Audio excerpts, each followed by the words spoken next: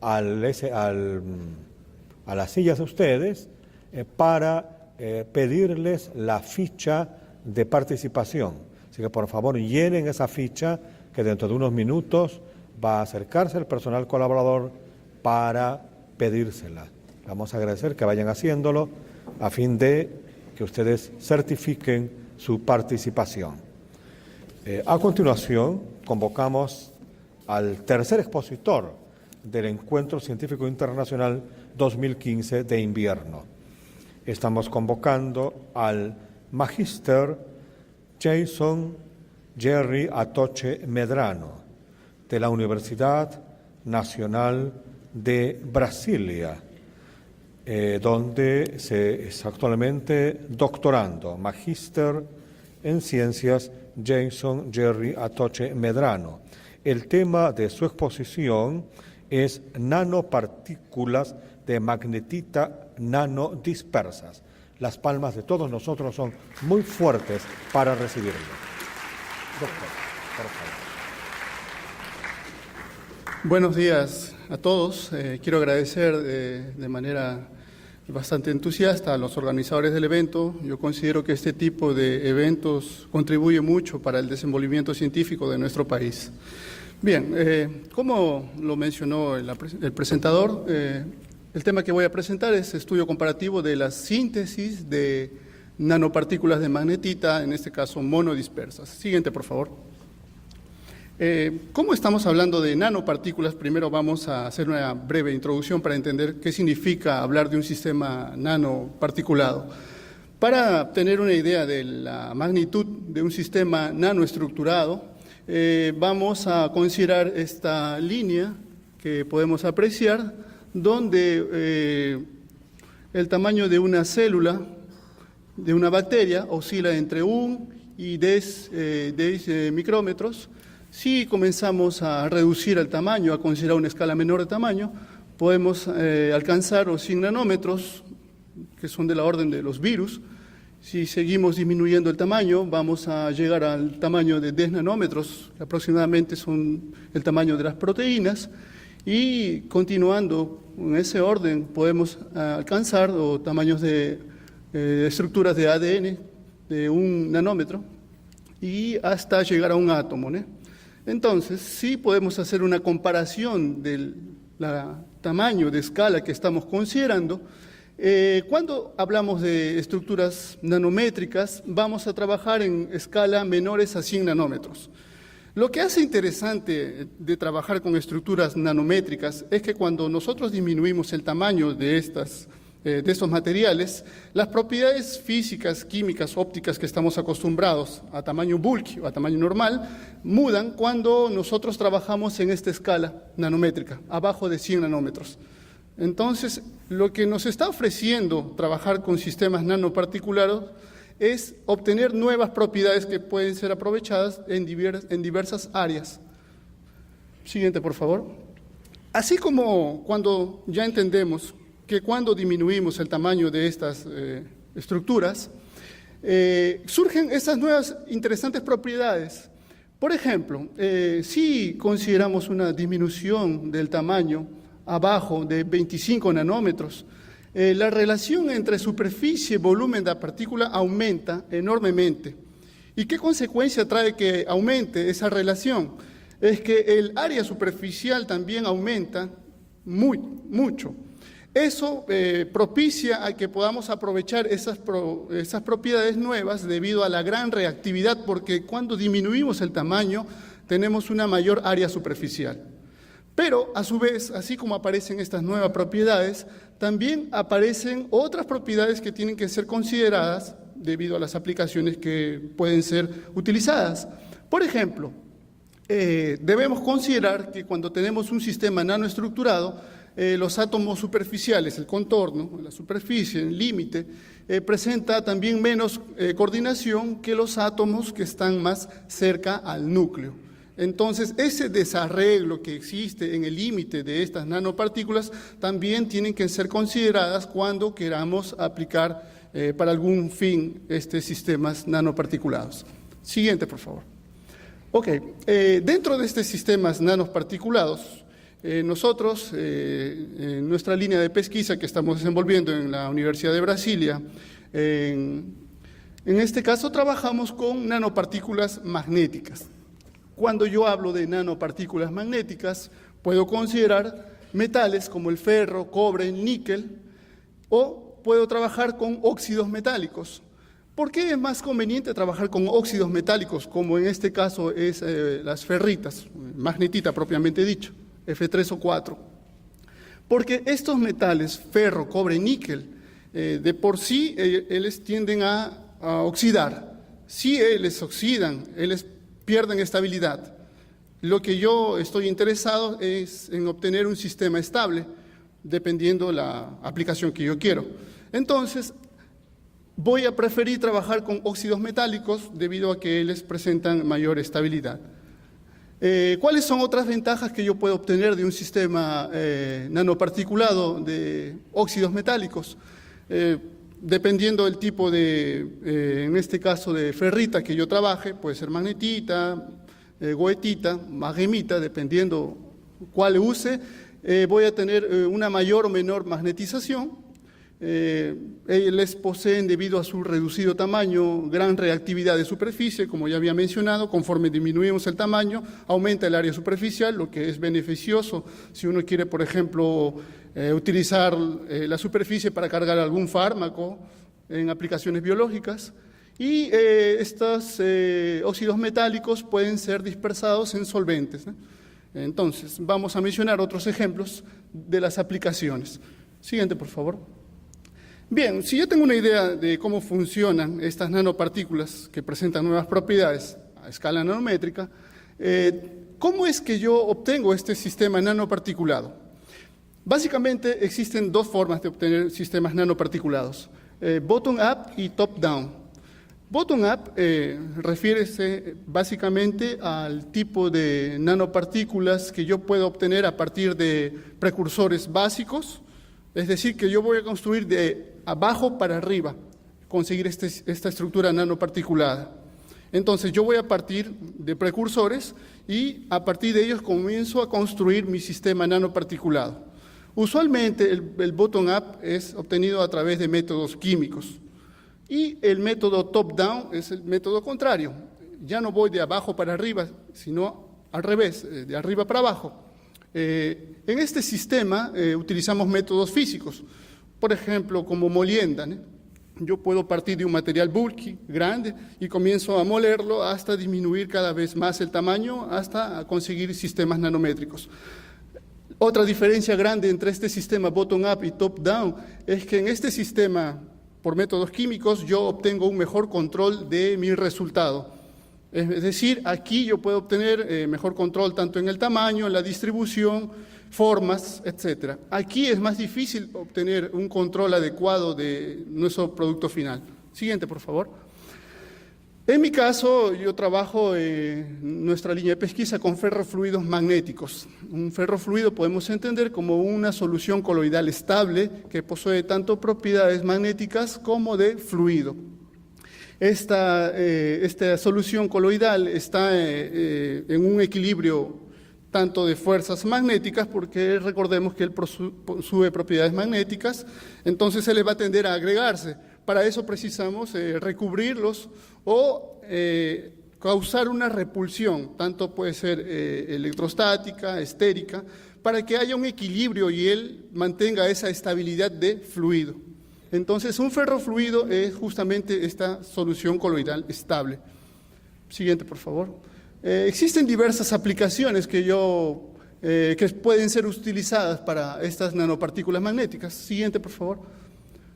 Por ejemplo, ¿no? Podemos a partir de estas propiedades construir biosensores. Podemos utilizar estas nanopartículas magnéticas para imágenes por resonancia magnética. Otras de las líneas bastante utilizadas es el tratamiento de magnetohipertermia para tratamiento de cáncer o tumores.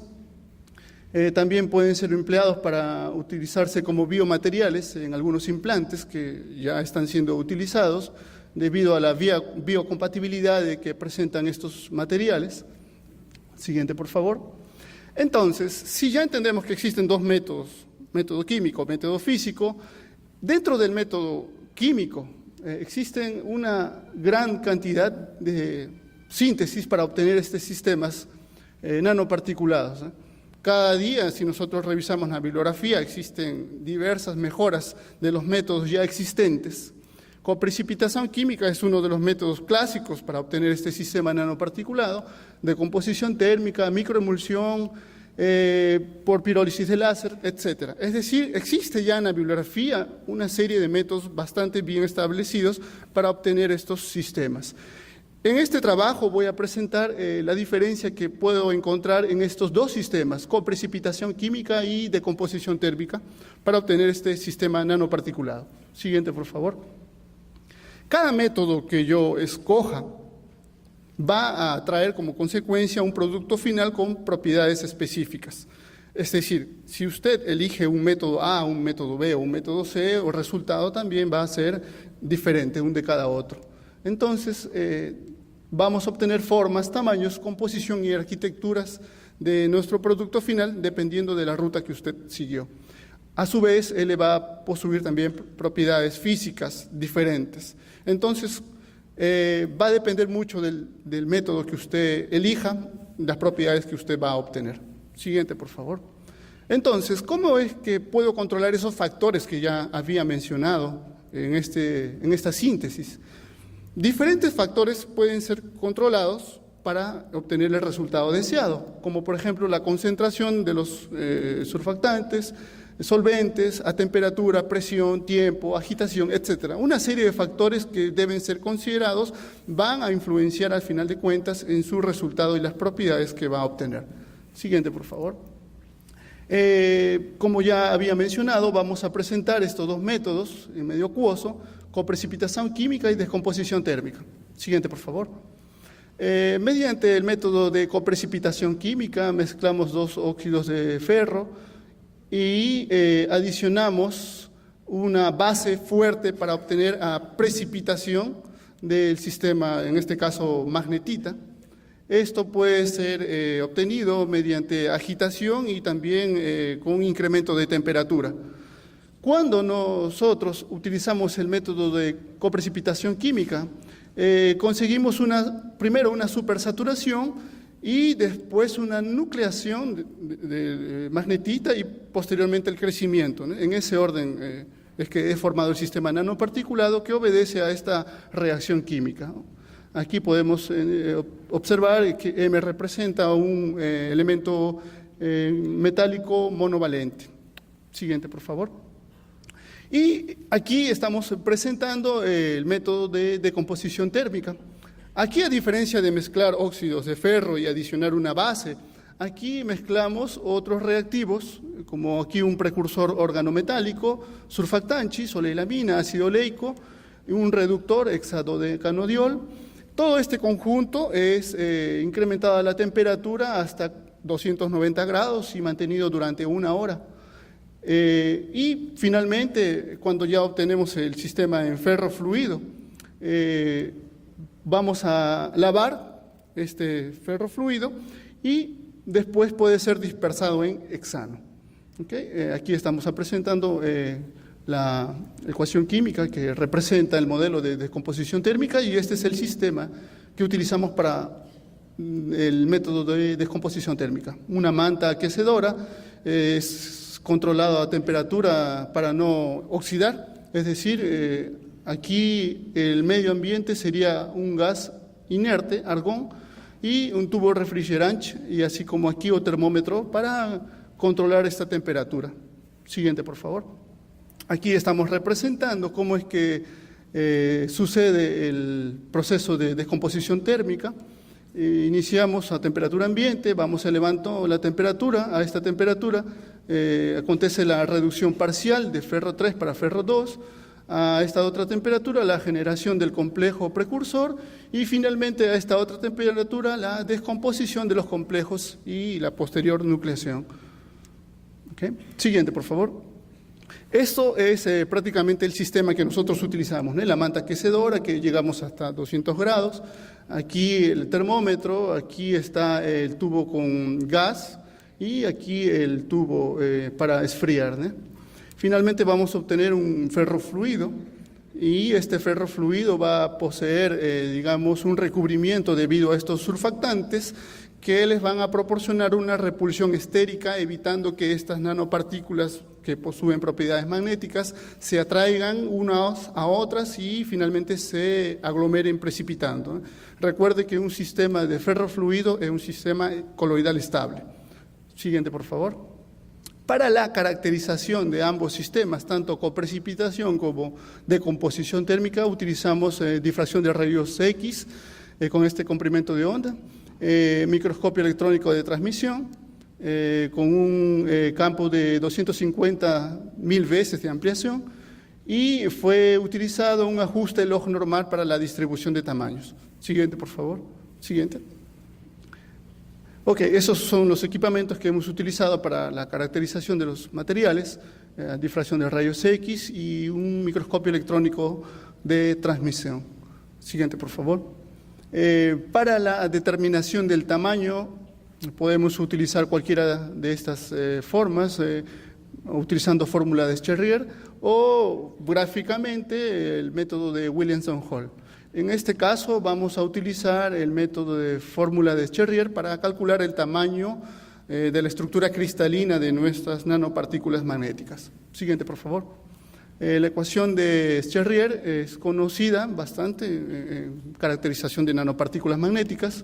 Este factor K tiene un valor de 0.9 y es considerado cuando tenemos estructuras cilíndricas esféricas con simetría cúbica.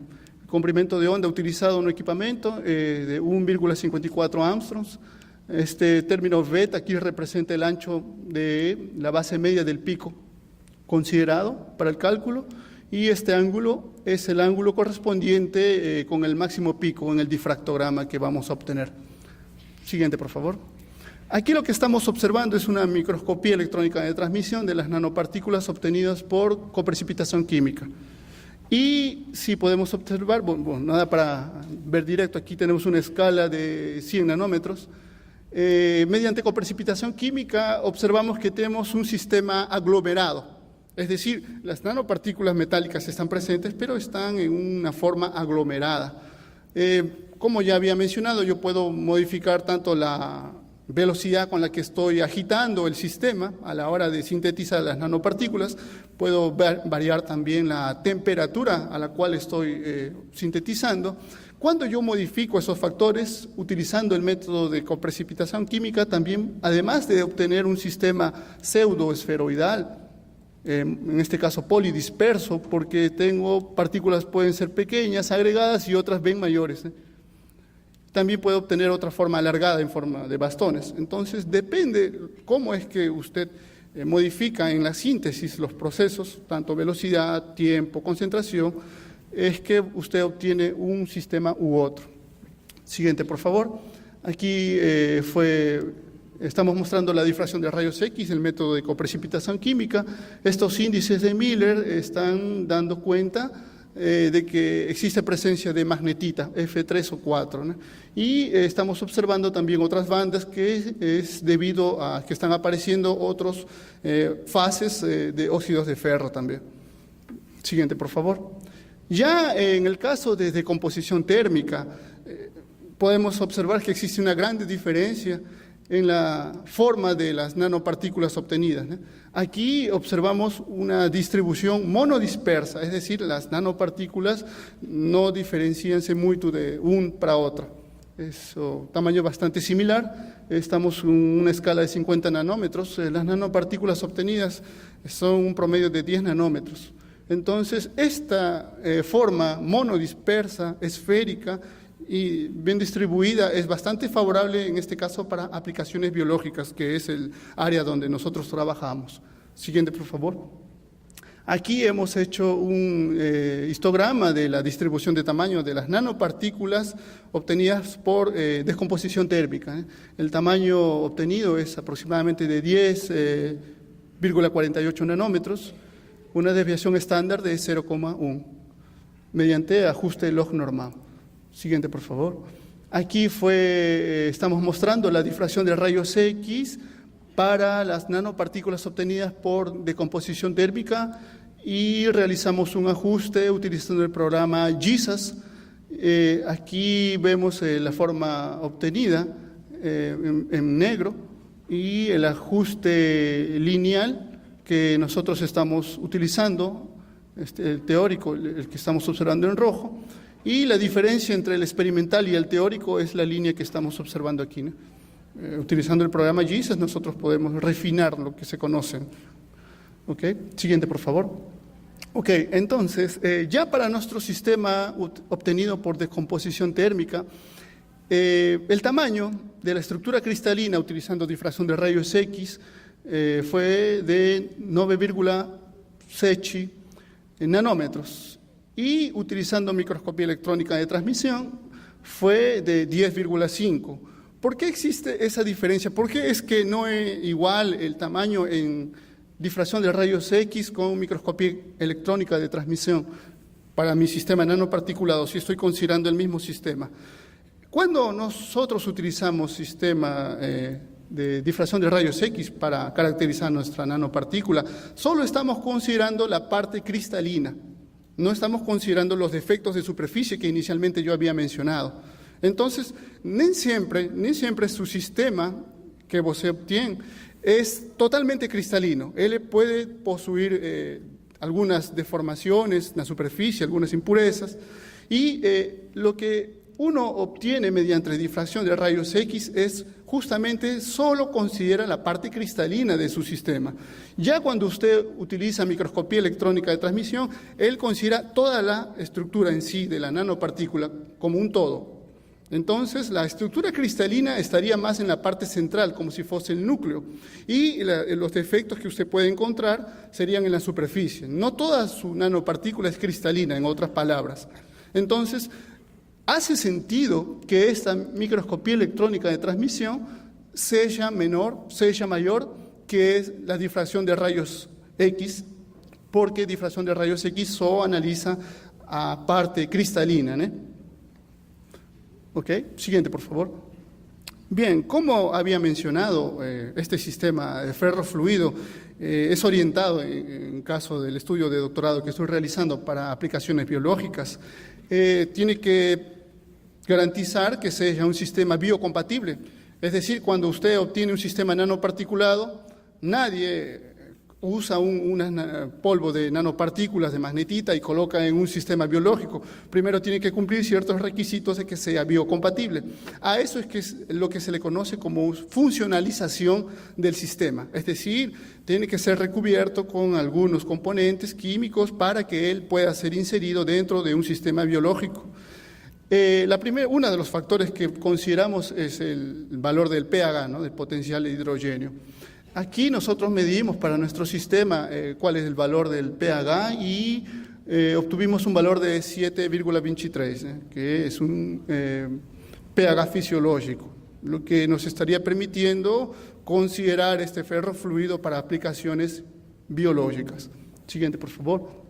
También fue medido un test de estabilidad utilizando Z-Sizer para medir el potencial Z. ¿Qué cosa mide el potencial Z? En este caso, él va a medir a repulsión electrostática entre cargas vecinas, una para otra. Cuando usted utiliza el potencial Z, lo que quiere medir es la estabilidad de su sistema. Porque no serviría que yo consiga un sistema nanoparticulado magnético y después de un tiempo él le precipite, ¿no? Entonces yo tengo que garantizar que ese sistema sea estable. ¿Y cómo considero que sea estable? Mediante esta caracterización, utilizando el potencial Z, ¿no? El valor obtenido en este caso fue de 43,5 milivolts. ¿Okay? ¿Qué es lo que significa ese valor de 43,5? ¿Será bueno o no será muy conveniente? Cuando nosotros revisamos la bibliografía para nanopartículas magnéticas, este valor de 43,5 es un valor bastante óptimo porque en la bibliografía refieren valores arriba de 30 milivolts, tanto positivo como negativo, dependiendo de la ruta de síntesis que se utilizó. es considerado un sistema estable, él presenta propiedades estables. Es decir, mi sistema ferrofluido va a mantener una estabilidad durante un tiempo y usted podría aprovechar esa estabilidad para algunas aplicaciones biológicas. Como ya había mencionado, no serviría que yo tenga un sistema nanoparticulado y que cuando lo coloque en un sistema biológico, él sedimente y pierda esas propiedades, ¿no?, de monodispersa, ¿no? Porque imaginemos que yo quiero colocarlo en el torrente sanguíneo. Imaginemos que esas nanopartículas ya pierden esa estabilidad y todas ellas se unen una para otra y gruden, se junten. Les entupirían las venas, entonces allí ya no serviría tu sistema nanoparticulado. Es por eso importante tener ese valor de la estabilidad. Siguiente, por favor. Bien, como hemos mostrado algunas de esas propiedades, podemos mencionar lo siguiente. Mediante el método de coprecipitación química, obtuvimos nanopartículas con distribución polidispersa, diferentes tamaños y formas, algunas esferoides u otras alargadas. Ya en el método de composición térmica obtuvimos un sistema monodisperso, como se observaron, esférico, monodisperso, bien distribuido, y con tamaños mucho menores. Aquí fueron mucho mayores los tamaños obtenidos mediante coprecipitación química y aquí menores. Además de eso, mediante decomposición térmica, observamos que presentó propiedades biocompatibles. Podemos mencionar finalmente de que este método de composición térmica es bien más barato que ese aquí de composición térmica. Coprecipitación química es bien más barato que decomposición térmica. Es mucho más fácil, no requiere un implemento muy sofisticado. Siguiente, por favor. Quería agradecer a las entidades financieras que están otorgando la beca de estudios en el extranjero. Colaborador es John Mantilla, Marcelo Enrique y mi orientador de doctorado José Guamanico Akira, así como mi colega de doctorado Lisbeth León, que fueron los que participaron en este trabajo. Siguiente, por favor. Finalmente, yo quiero dejar abierta la invitación en nuestro grupo de pesquisa de la Universidad de Brasilia, en el Instituto de Física. Hemos realizado una adquisición de un magnetómetro modelo SQUID de primera generación, donde podemos caracterizar las propiedades magnéticas de los materiales.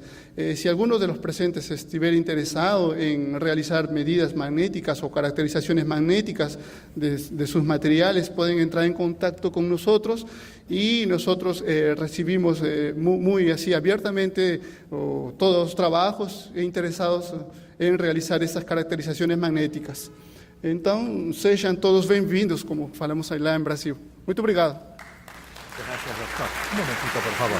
Agradecemos vivamente esta exposición del doctor Atoche y le pedimos que pueda ubicarse en el centro del escenario, y a la señorita Leda Cordero, que en nombre de todos nosotros está haciendo la entrega del certificado de agradecimiento, y las palmas nuestras son muy fuertes para reconocer el aporte tan valioso del magíster Jason Atoche.